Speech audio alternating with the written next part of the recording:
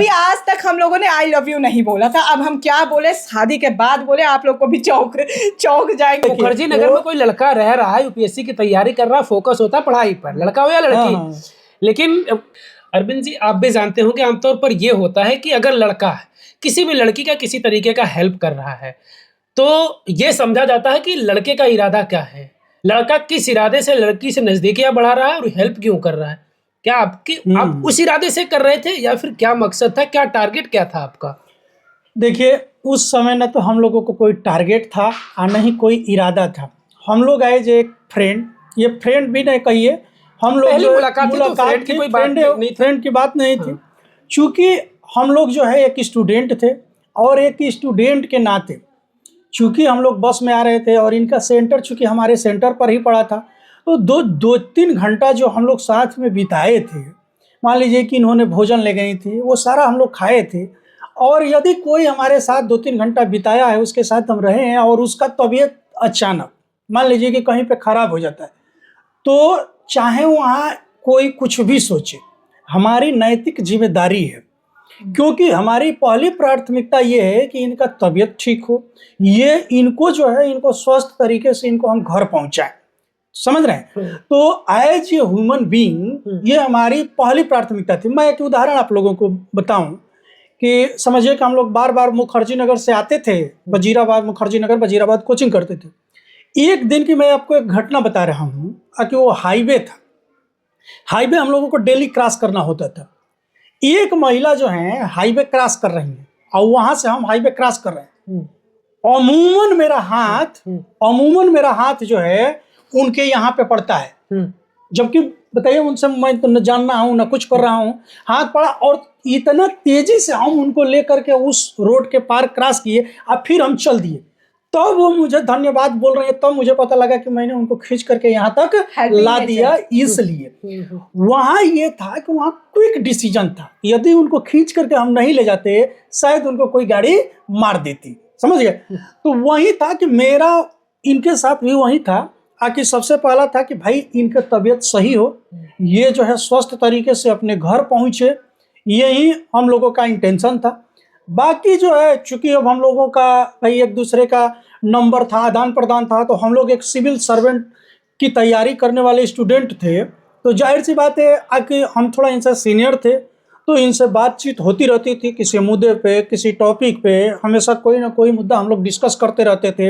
अक्सर जो है आप मुखर्जी नगर में जाएंगे तो बहुत सारे बच्चे होते हैं कि हम लोगों के टीचर भी बताते हैं कि जब आप लोग ग्रुप स्टडी करेंगे तो बहुत सारे मैटर जो है आपको निकल करके आते हैं, ठीक है, दूसरे से साझा तो वहाँ पे क्या होता है कि हर बच्चे, चाहे वो लड़का हो चाहे लड़की हो, वो जो है ग्रुप में पढ़ते हैं, बहुत सारे मैटर डिस्कस करते हैं। और एक चीज़ जान लीजिए, जब आप यूपीएससी लेवल पर जाते हैं तो आप एक छोटे बच्चे रहते नहीं हैं, आप एक मेच्योर पर्सनालिटी रहते हैं। आप पीजी करके जाते हैं या बीए करके जाते हैं तो आपके अंदर एक मेच्योरिटी होती है, तो उस लेवल पर। और दूसरी बात और है कि जो आप तैयारी कर रहे हैं, वो भी जो तैयारी कर रहे हैं वो इंडिया की टॉप क्लास सर्विस की तैयारी कर रहे हैं, तो वहाँ पे जो लड़का है, लड़का तो मान लीजिए कि हो सकता है कि थोड़ा कम पैसे में भी जा सकता है, लेकिन एक लड़की को वहाँ पे जाना, लड़की को तैयारी करना, तो लड़की एक चीज़ जान लीजिए कि वो अपने एरिया की, जिस तरह से लड़के अपने एरिया का अच्छा रहता है तो भी वहाँ पे जाता है, तो उसी तरह से लड़की वो अपने एरिया की, अपने फील्ड में मजबूत होती है, पढ़ने वाली होती है, तभी वहाँ पे पहुँच पाती है। दूसरी बात एक चीज़ और जानिए, लड़के से 1.5 से 2 गुना फाइनेंशियल खर्च लड़कियों में पड़ता है, वो भी मायने रखता है। बिल्कुल। तो ये सब चीज़ें, तो ये सब कोई हम लोगों के अंदर ये सब नहीं था, एक हेल्पिंग नेचर था। अच्छा ठीक है, चलिए वो सारी चीजें होने के बाद, तब तक की मैं बात कर रहा हूँ जब आप लोग वहां से एक दूसरे से अलग होते हैं, बस आती है, रुकती है, आपको अपने रूम पर जाना है, आपको अपने रूम पर जाना है, उस दौरान क्या इन्होंने इस चीज को स्वीकार किया कि धन्यवाद आपने मेरी मदद की, कुछ ऐसा कुछ? ना, ये चीज़ देखिए, ये चीज़ जो है हम आपके दर्शकों को बताएंगे कि वहाँ पे तो मैंने भाई आए थे मनुष्यता के नाते हमने तो इनका हेल्प किया, लेकिन ये जो है उतरने के बाद, अब चूंकि हम लोगों की शादी हो चुकी है, तो ये तो बात आज भी हम कहेंगे आखिर वहाँ पे इन्होंने एक बार भी मुड़ करके थैंक यू भी नहीं बोला कि हाँ भाई आपने हमारी मदद की। हम कहे, हमको लगा कि भाई ये तो बड़ी मतलबी लड़की है, बताइए ये तो एक बार भी हमको धन्यवाद भी नहीं बोल रही है। हमने कहा, कोई बात नहीं, ठीक है।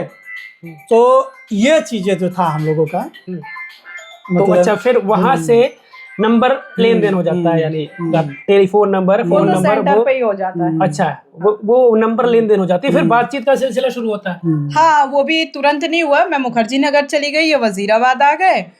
4-5 दिन बाद शायद मैंने ही फोन किया था ना जी, मैंने ही फोन किया था किसी, यही पीसीएस का, कि आंसर की आई कि नहीं आई, क्या करना है, कैसे, मतलब तुम्हारे कितने क्वेश्चन सही है, यही सारी चीजें पूछ अच्छा, रहे हाँ, थे। ये भी थोड़ा सा मैं ये जानना चाहूंगा कि बातचीत जो होती थी वो किस तरीके की बातचीत होती है? क्या प्यार मोहब्बत जैसी बातचीत होती है, या फिर पढ़ाई लिखाई से ही आज संबंधित बातचीत होती है? ये मैं लड़की होके बोलूंगी, क्योंकि देखिए आरोप लड़की पे लगते हैं, और मैं देखिए हर चीज तो सोशल मीडिया में आ गई, जितनी मुझे रखनी थी उतनी मैंने रखी। बहुत सी चीजें अभी भी पर्दे के पीछे है।